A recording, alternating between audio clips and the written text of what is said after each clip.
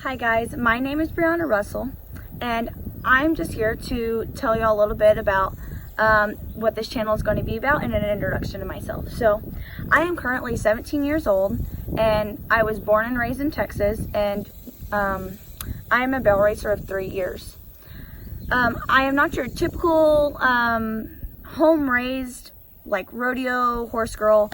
None of my family has owned horses or really has been into the, like, horse thing. But I actually just came to love it over the years and have really just found a true passion in it. So I currently have 8 horses, and I got my first horse when I was actually 10 years old. She was a rescue horse from Kilpin. My parents got her for me for Christmas, and my love has since then grew to these extremes that it is now. And really, I just want to let y'all know that this channel is going to be about my horses and me and what I do with them every day, and just keeping up with my horses and sorts of things like that, and like things that y'all ask for my horses, but really nothing plainly just about me. But so here's a little bit more about myself. I live in Central Texas, the cowboy capital of the world is what people say. And yes, there's lots of it here. Everywhere you look, you'll see it. I mean, cowboy isn't just a definition for people who ride horses. People think that all around the world. But, you know, we have farmers that consider themselves cowboys and stuff, and it's whatever you want to call it. So, do I call myself a cowgirl? I don't know. I am a girl who loves her horses, and I have 8, if I hadn't already said that, and just love them all unconditionally. I have 2 horses that are pregnant, and I have 3 barrel horses, and I don't know how many I'm counting. I'm not even counting right, but a few that don't get ridden. They're just like kids' horses or whatever they want to be. And just I love all my horses, and let me go through kind of how it got started. So I got my first horse when I was 10 for Christmas, and I didn't do much with her. I rode her occasionally, and she did live at my house, and not really a horse safe place, but we made it adequate for her. And I think I had her for 4 or 5 years, and really, like, she taught me lots of things. Even though I didn't ride, you don't have to ride a horse or be like a horse person to understand what it takes to love something as much as I loved her, and as much as she loved me. I learned to trust something that was so big and didn't have to trust me back. And from the conditions that we got her from, she truly was a unbelievable and trusting horse that most people wouldn't see today. She wasn't going to be an adequate barrel horse when I came to the realization that I wanted to start doing something with horses. So I had a little cousin that had a horse that didn't ride. She just had a horse, and she said that I could have the horse, and we turned him into a barrel horse, sorta. He was a Frisian quarter horse mix, and about 18 years old. He was in training not for very long. He kind of picked it up super quickly, especially for as old as he was, and really loved to do what he did. Unfortunately, I didn't get to really run him. There's not much footage of actually me running on him, but he suffered a terrible injury, and later on had a heart attack and passed away. But I have come so far since then. About a week and a half after he passed away, I thought I would be done with horses, and that I was, sorry, I'm a little, it's hard to talk about that, but I didn't think I was going to continue on with what I was doing. But my mother and my grandmother had surprised me after a basketball game with this horse that would take care of me for a year and a half to 2 years of me riding her, especially in all of the pain she had been. But she became one of my true pride and joys, and taught me everything plus more that other horses probably wouldn't have been able to teach me. She was very forgiving, and really was just, she shouldn't have been a beginner horse, but for me, she taught me so much.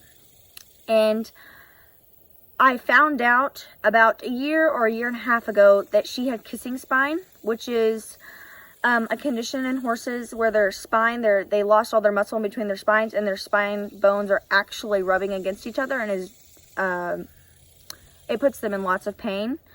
She had 4 places in the backside of her spine and 2 places up in the front. And about a year ago, we decided she needed surgery, or she needed to stop being a barrel horse or being put into that pain. So my mother decided that we were going to travel all the way up to Iowa. For one, she has a friend that lives up there, and visit her. And we got to try some horses up there, and I came to love this beautiful buckskin quarter horse mare that we brought home with us and became my barrel horse for a year. I've had her a little over a year now, and she has taught me even more than I thought I could learn on any horse. She was very consistent, but we came to a conclusion that we've reached our potential together, and she could reach a potential with anyone. Horses can do amazing things with whatever or whoever, but we had reached our potential for what we could have done, and I still have her, but we have decided to move on. I actually had a broodmare that wasn't very old. We decided to send off to training to become a barrel horse, and she is kind of like, we are actually coming together. She's finished. So like I was saying before something happened, I had sent off a barrel horse, or she wasn't a barrel horse. I sent off a broodmare of ours that was pretty young to a trainer to get trained on barrels, and she came back and she picked up barrels like that. She did it so beautifully, and like truly she couldn't give any more of what she had been trying to do. But more of, like, y'all guys aren't going to see me racing her as much as you will be my primary barrel horse right now, just because I have to build up my confidence level on her, because she is something different than what I am used to riding. And we just have to get there. We have to bond and really figure out each other and learn each other's not personalities, but I'm not sure what the word is, just learning each other's like moves and how we react to each other and stuff like that before we can really just get out there. But I do have a primary horse that we have recently bought him. His name is Straight Everclear. That is his registered name. He is 17 hands tall. Well, and he's appendix bred. He's so beautiful. He's a sorrel gelding, 12 years old, and he is by a stud, I believe, Straight Talker, and his mother's name is Forever Clear. Oh man, he is an exceptional horse, and truly, for all the mistakes I make, he makes up for those, and is very forgiving, and which I couldn't ask any more of him to be, because there has to be a lot of things to forgive when you have rider errors. I do have other extra horses. I have a paint gelding that we had taken in from a family member for free, and he was used as a cattle horse and a rope horse. They would haul him all the way up to North Dakota to work cattle and stuff, and he hasn't been rode in years, but I had gotten on him in the past couple weeks, and he hasn't really forgotten anything, and could be forgiving and actually could be a kid's horse. And I have another horse that we bought probably over a year ago. Oh, she's for sale. So is the gelding. Just due to we don't have time to ride them and give them everything that they need. So it's really no fault to their own. She is a grade mare. She's about 10 to 12 years old. And when we bought her, the kid had used her for barrel racing as a heel, head horse, roping horse, did a little bit of everything on her. She is fancy broke and has a super nice stalk to her. Love her to death. And then we have another rescue horse that we bought from McKilpin. She's 17 years old, and we bred her this year along with the horse that had kissing spine, and they are both bred this year. And then we have a yearling, or he's like a year and I would say 6 months old. He is just out with the brood mares and getting to be a horse before he has to start his journey to becoming a performance horse. And whatever he becomes and does, I'm not for sure what he's going to become and do, because he's not really bred to do barrels. But his mother, the great horse that we sent off to training, made a beautiful barrel horse, and I think that he could probably do the same.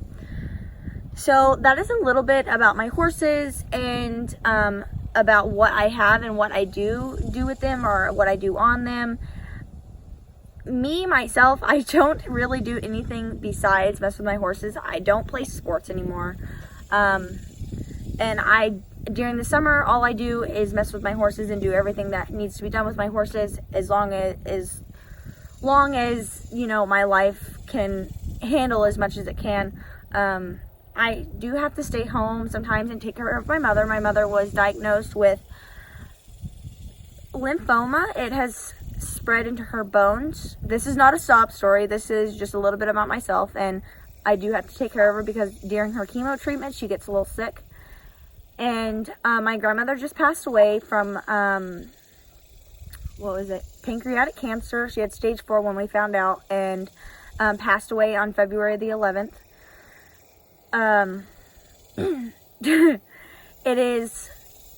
It's been a hard year this year, but it's been all right. It's been better than I could actually have imagined, even though some bad things has happened along the way. Those are just bumps in the road.